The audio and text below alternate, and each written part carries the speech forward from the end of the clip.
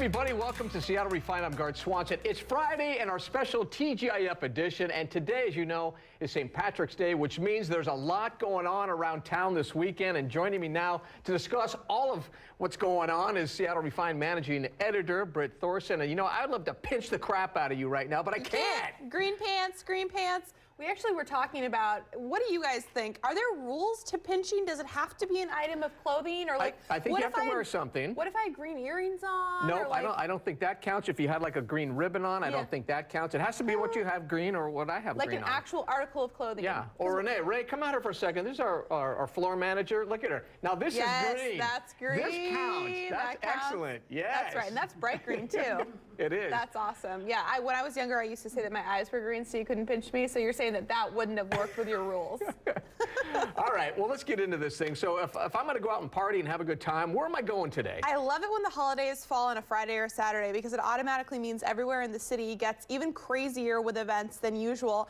And we've got a full list up on SeattleRefined.com right now on where exactly you can enjoy St. Patrick's Day tonight. And I don't just mean green beer, people. I mean where to find shepherd's pie, corned beef and cabbage, Irish coffees. There's a whole lot more to this holiday than just the beer, although I understand that that's a big part of it. Jameson. I'm partial to Irish coffees myself. This is great. So yeah, check it out. It's all over the city, Bellevue, South, North, and it's a Friday, people. So take advantage. Leave work a little early. You have our permission, and go find a happy hour. Go find some shepherd's pie. Now this is a segue. I just saw some chili peppers right there on top of that sandwich. You did not. I did. They were right there, and we got the red hot chili peppers coming here, right? That's crazy. What a coincidence. You just saw chilies there. Yes, the red hot chili peppers are coming to Seattle tonight. They probably are already here. They're playing the Key Arena at about 8 p.m. tonight, and we're so excited. We just got approved. Our photographer is going to be there shooting tonight. So we will have some awesome concert photos up for you first thing in the morning to see. Oh, look at these guys. This is one of my favorite groups, too. Yeah. And they always kind of go with the times. They always sound good. They're still going. They think, what do they got, like 6 Grammys by now? They're in the Rock and Roll Hall of Fame. They've got a new album coming out called The Getaway. It's crazy. Those guys are still going. Yeah, did they have green on? I couldn't tell. Oh, stop. Did they? I don't know. Although that would be funny if like a fan ran up on stage and pinched all of them, like if they weren't wearing green. Not that that would ever happen with security, probably, but yeah. All right, that'll show them. Speaking of music, Guitar Slinger. What is? I have no idea what you're going to talk about right now. Well, are you Guitar Slinger. I know a little bit, but not a lot. Okay, well, here's the deal. Upstream Music Fest is happening this I know summer. all about that. Right, and so they have, but it's not just that. They have a lot of other events going on, and this one is pretty awesome. It's the Ultimate Guitar Showdown at Mopop tomorrow night. 16 guitar virtuosos will be playing complex acoustic guitar. Think old school funk, modern jazz, blues. 7 p.m. tomorrow at Mopop. This is just like literally just a guitar showdown. Oh, that's kind of cool. Doesn't that sound amazing? And tickets are $12 for adults, and if your kids want to come, $10. So pretty sweet evening of just guitar battling it out, man. Oh yeah. Not air guitar. And then of course you got Upstream coming in May, which is like a full weekend of crazy bands. Yeah, so it's big. It's just music starting now through the summer. Seattle is music central, and I love it. Yeah. All right. We also do sports on this show, so we got to talk a little bit about the Sounders. Their season is kicked off. They have tied one and lost one on the road, but their home opener's coming up on Sunday. First time at home this season. Yeah, they have the New York Red Bulls, and I believe it starts at 4? Yeah, I think that's right. I think that's 4. Yeah. Well, you know, it's funny because you got a lot of people wearing green today, and then you have a lot of people wearing Sounders green today. So it works both ways because it's a big weekend here in Seattle. People love their Sounders, as they should. Yeah, so it definitely is a 4 o'clock kick. And what a great season. So they need to really use all that energy and all that emotion from last year and spill it into this year. But man, they were left for dead. Do you remember that in the middle of the season? And I just love, ride the wave. I feel like, the Sounders for a long time have been such a solid Seattle team, but they haven't necessarily gotten all of the attention that some other Seattle teams have gotten. Cough, Seahawks, cough.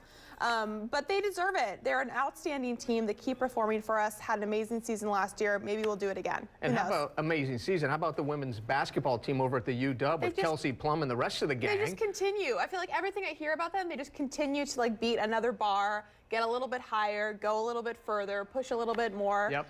It's pretty incredible. Yeah, They've got a game coming up, right? They got one, Montana State. They're kicking off the NCAA tournament. They're a 3 seed, and they are just playing so great. 6 o'clock over at the Key Arena, and then they play the winner of Gonzaga and Oklahoma. That would be on Sunday. But man, if you haven't seen these ladies, remember the big thing we did this year? We wanted to sell out. And we got over 10,000 people at their game. There are going to be a boatload of people there, and there should be, because that guy right there, the coach, has just done a terrific job. Celebrate them. Coach Neighbors, yeah. Celebrate them, people. I love it. I love it.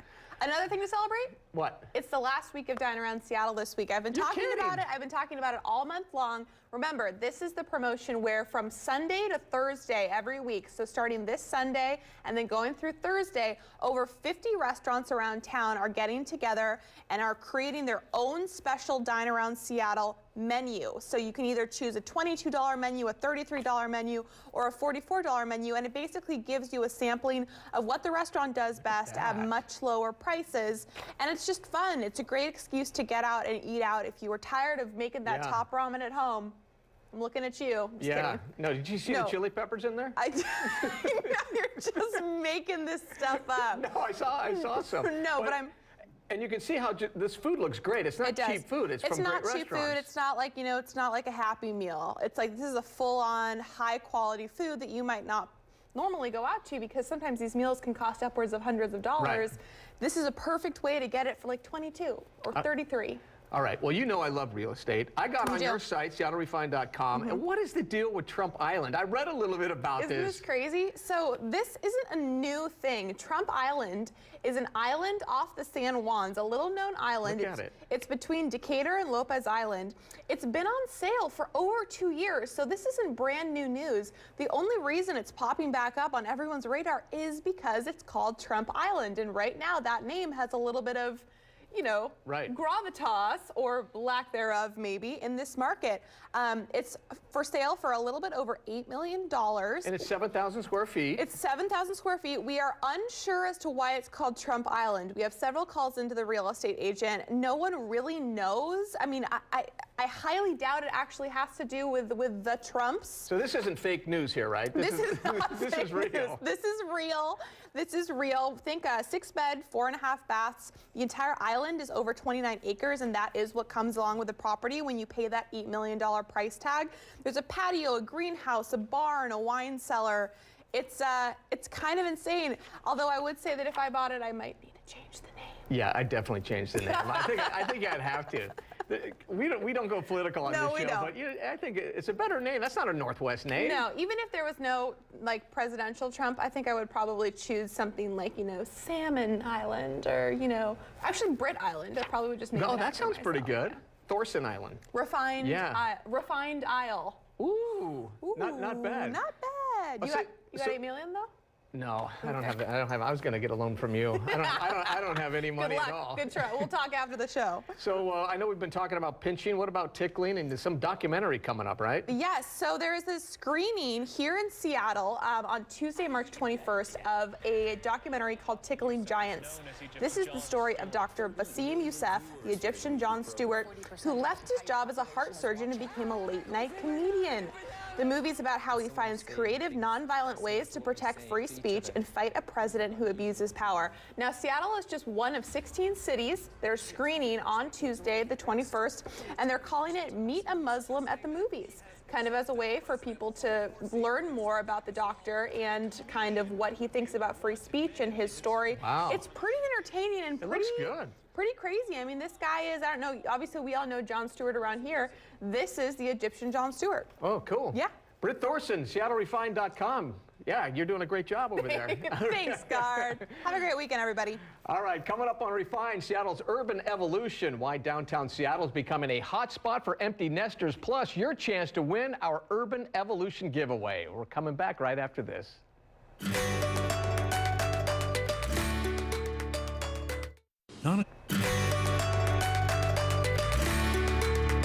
Welcome back to Seattle Refined. I'm Guard Swanson. Well, if you're like me, you still have young kids at home. But for a growing number of couples in our area, the kids are gone and the extra bedrooms are empty. Now, according to a recent census data report, there are about 144,000 homes occupied by empty nesters in King County alone. And if you're looking to downsize a little bit, our sponsors at Nexus say downtown Seattle is the perfect spot. In today's installment of the Seattle Urban Evolution, Refine discovers why downtown living isn't just for millennials anymore. John and Kathy Truax used to live in the Tri-Cities area of Eastern Washington in a large suburban home. And we bought that house down there as a grandma and grandpa house. So there was room, we had 3 extra bedrooms, big play area. So everybody could congregate there. And then the older we got, we're like, well, we'll congregate at your house rather than our house. 7 years ago, they traded in their big home for a condo in a Seattle high-rise. People thought we were, they were surprised that at our age we would pack up and move where we didn't know a soul and leave old friends. But now that we live here, they're so happy we live here because they're getting a downtown experience too. Our grandkids come in, we go down to Lake Union and rent kayaks. And they spend the day on the water kayaking around. And they love coming to Grandma and Grandpa's in the city. John and Kathy aren't the only ones moving downtown. With housing options on the rise, people from all walks of life are discovering how they can be a part of our incredible downtown culture. The culture is phenomenal.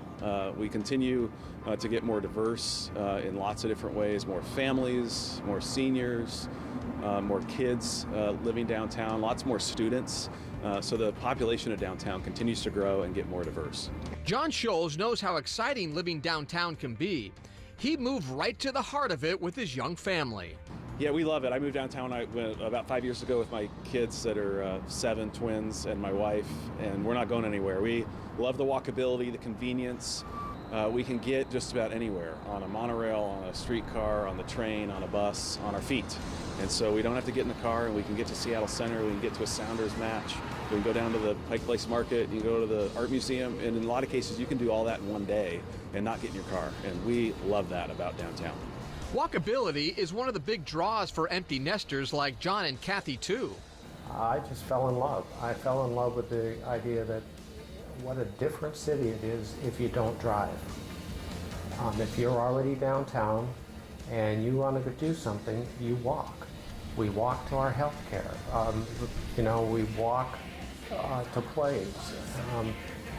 And we always had dogs, and we wondered about dogs, but after you get a dog and you're out walking, city dogs think life is great.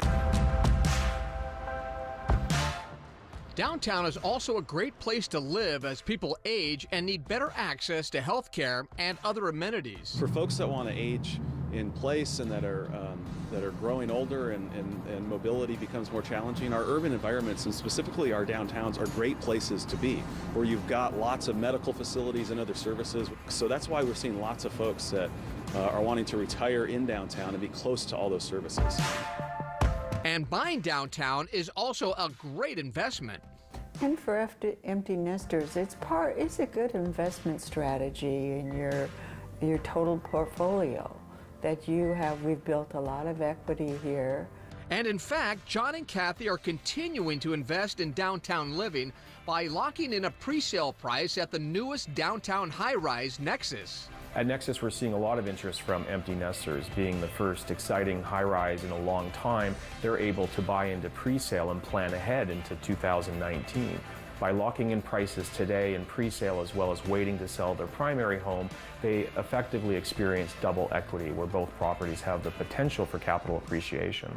From amazing walkable amenities to great investment opportunities, downtown promises to be the place to live for years to come. Our city is never done. It's always changing, always growing, and we're growing in the right way. And many downtowns around the country are envious of what's happening here in Seattle. Wow, Nexus looks great. Well, are you ready for downtown living? Take Refine's Where Should You Live personality quiz to find out at seattlerefine.com/Nexus.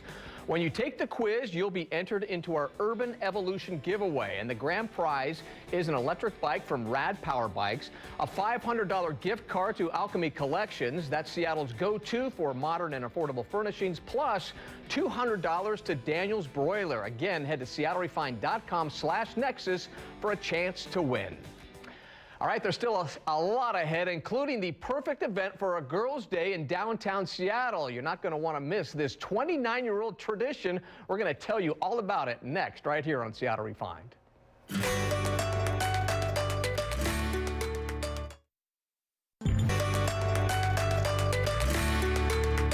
Welcome back to Seattle Refined. It's Friday, and you know what that means. We're looking forward to the weekend, and if you're looking for an idea for a girls' day, why not check out the Northwest Women's Show? It's 2 days of fashion, fitness, food, and fun. And joining me right now to highlight everything is Elena Sharon.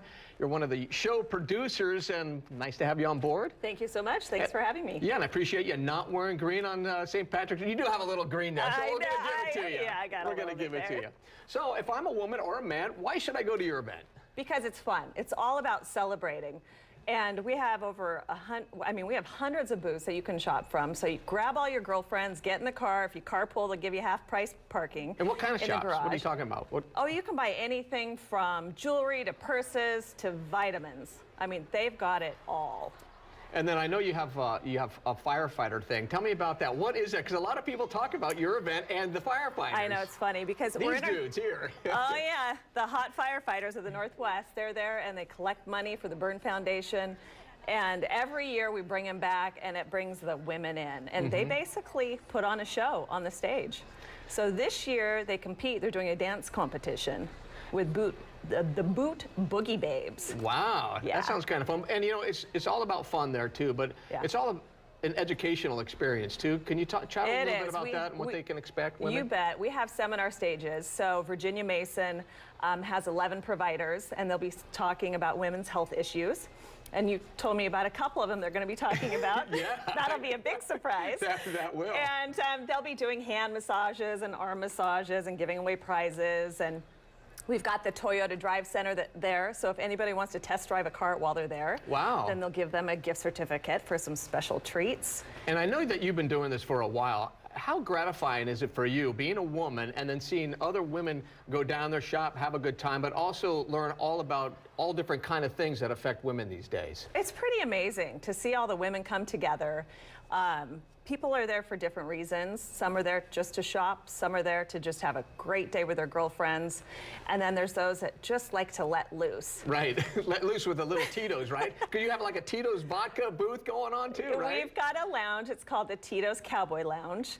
And you can buy yourself a cocktail, get a glass of wine, take it around with you, go shopping, watch one of our shows. I produce their fashion shows there, so I'll be producing a Macy's fashion show and a formal wear fashion show on the stage. That's fun. And then tell me the days and the times you can get in. Saturday, Sunday, so Yep. tomorrow from 9 to 5, and Sunday from 10 to 5. Elena Sharon, thank you so much and have fun this weekend. Thank you so much for having me. All right, don't go anywhere. We'll be right back with more here on Seattle Refined.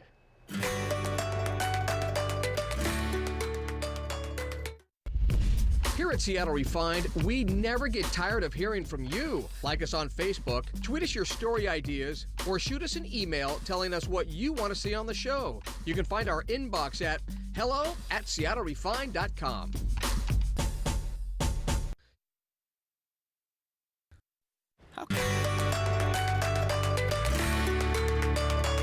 All right, we're just about finished with this episode of Seattle Refined. As we end the show, here are some of our favorite photos and moments of the week. Have a great Friday and a weekend, everyone, and enjoy the Women's Show down at CenturyLink.